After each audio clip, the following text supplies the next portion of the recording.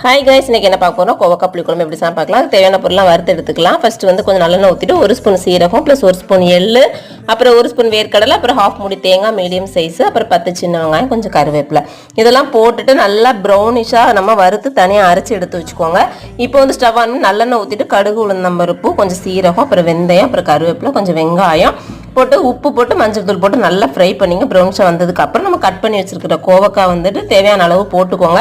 அதையும் 1 நிமிஷம் வதக்குனதுக்கு அப்புறமா தக்காளி போடுங்க. தக்காளி நல்லா வெந்ததுக்கு அப்புறமா நமக்கு தேவையான அளவு மிளகாத்தூள், மல்லித்தூள் போட்டுக்கோங்க. போட்டு அதையும் ஃப்ரை பண்ணிட்டு புளி கரைச்சி வச்சுக்கோங்க. ஒரு மீடியம் சைஸ் எலுமிச்சம்பழம் சைஸில் குட்டியாக கரைச்சி வச்சுக்கோங்க. அதையும் தேவையான அளவு ஊற்றிட்டு அப்புறமா நம்ம அரைச்சி வச்சுருக்க தேங்காய் விழுதையும் போட்டு 10 நிமிஷம் நல்லா கொதிக்க விடுங்க. அதுக்கப்புறம் மீடியம் ஃப்ளேமில் 10 to 15 மினிட்ஸ் வச்சு இறக்குனீங்கன்னா சூப்பரான கோவக்காய் புளிக்குழம்பு ரெடி ஆயிரும். செம்மையாக இருக்கும், டேஸ்ட்டாக இருக்கும். நீங்களும் வீட்டில் செஞ்சு பார்த்துட்டு உங்களுக்கு பிடிச்சா லைக் பண்ணுங்கள், ஷேர் பண்ணுங்கள், சப்ஸ்கிரைப் பண்ணுங்கள். Bye guys.